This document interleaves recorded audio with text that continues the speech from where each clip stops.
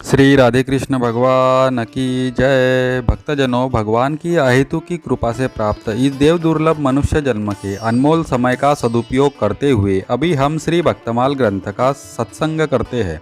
सर्वप्रथम भक्तमाल के प्रथम श्रोता स्वयं श्री भगवान को मैं प्रणाम करता हूँ।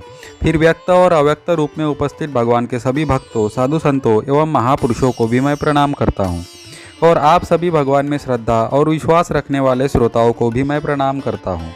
अभी हम श्री भक्तमाल ग्रंथ में द्वादश प्रधान भक्तों में श्री मनु जी का चरित्र सुनेंगे।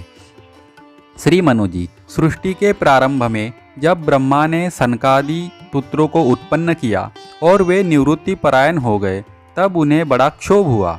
इस क्षोभ के कारण ब्रह्मा रजोगुण और तमोगुण से अभिभूत हो गए। इससे ब्रह्मा के दाहिने अंग से स्वयंभू मनु की और बाएं भाग से शतरूपा की उत्पत्ति हुई।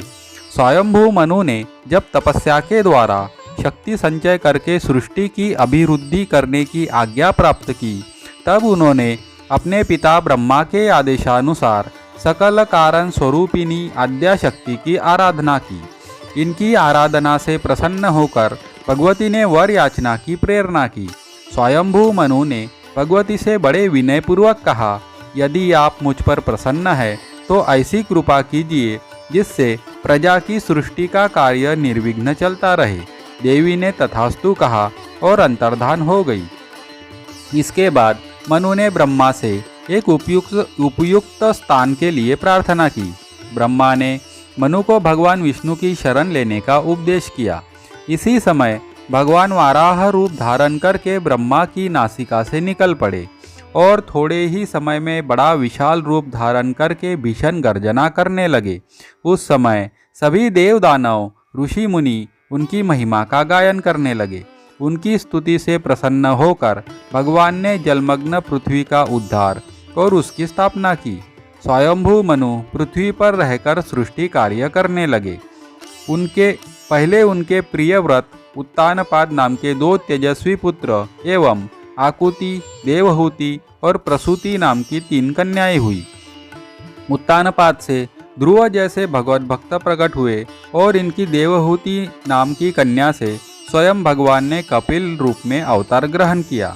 भगवान के आज्ञानुसार राज्य करते हुए इन्होंने भृगु आदि ऋषियों को व्याज बनाकर अनेक प्रकार के धर्मों और नीतियों का प्रचार किया तथा संपूर्ण मानव जाति के लिए एक ऐसी सुंदर व्यवस्था की जिसके द्वारा अपने अपने अधिकारानुसार सब भगवान को प्राप्त कर सके। अंत में इनके मन में यह बात आई कि घर में रहकर विषयों को भोगते भोगते बुढ़ापा आ गया, किंतु इन विषयों से वैराग्य नहीं हुआ।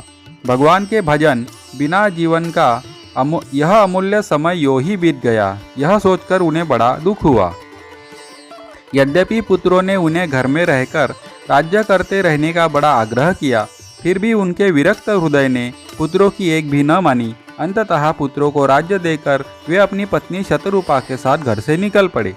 नैमिषारण्य में जाकर इन्होंने ऋषि मुनियों का सत्संग प्राप्त करके समस्त तीर्थों में स्नान किया, देवताओं के दर्शन किए और फिर वल्कल वस्त्र पहनकर हविष्य भोजन करते हुए शरीर की और संसार की परवाह छोड़कर द्वादशाक्षर मंत्र का सप्रेम जप करते हुए भगवान के चिंतन में लग गए। उनके मन में एकमात्र यही अभिलाषा थी कि इन्हीं आंखों से भगवान के दर्शन हो। इस तरह बड़ी कठोर तपस्या करते करते हजारों वर्ष बीत गए। इस बीच में कई बार ब्रह्मा, विष्णु, महेश इनके पास आए और इन्हें वर देने के लिए बड़े बड़े प्रलोभन दिए, परंतु ये तनिक भी विचलित नहीं हुए। शरीर सूखकर काटा हो गया, केवल हड्डी ही हड्डी अवशेष रह गई, परंतु इनके मन में तनिक भी व्यथा का अनुभव नहीं हुआ। महाराज, स्वयंभू मनु और शत्रुपा की इस अनन्य तपस्या को देखकर बड़ी ही गंभीर और भगवत कृपापूर्ण आकाशवाणी हुई कि तुम्हारी जो इच्छा हो वह वर मांग लो। भगवान की यह अमृत भरी वाणी सुनकर उनका शरीर सर्वांग सुंदर और हष्टपुष्ट हो गया। सारा शरीर पुलकित हो गया, हृदय प्रेम से भर गया। उन्होंने दंडवत करके भगवान से प्रार्थना की, प्रभु आप बड़े भक्तवत्सल है। ब्रह्मा, शंकर और विष्णु जी भी आपकी चरण धूलि की वंदना करते हैं।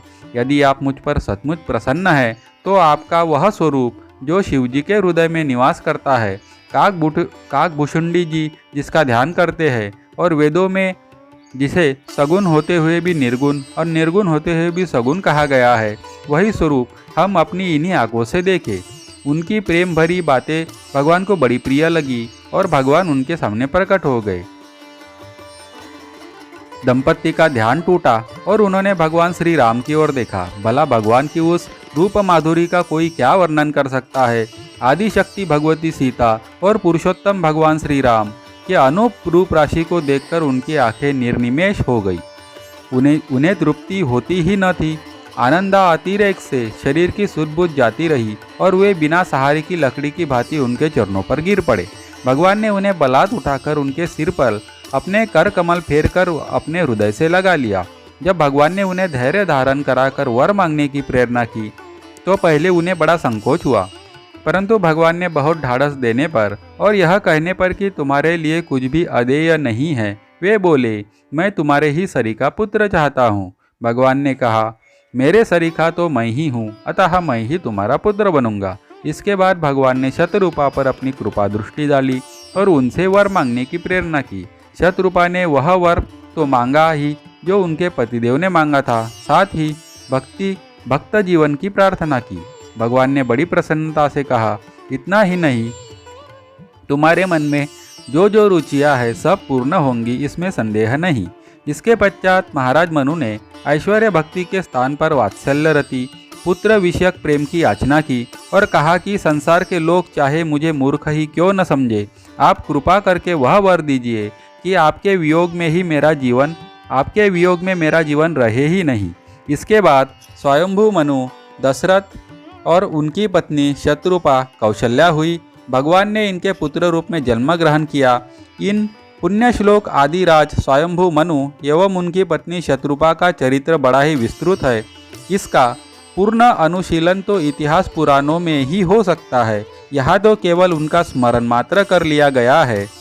श्री रामचरितमानस बालकांड में इनका तप का प्रसंग वर्णित है।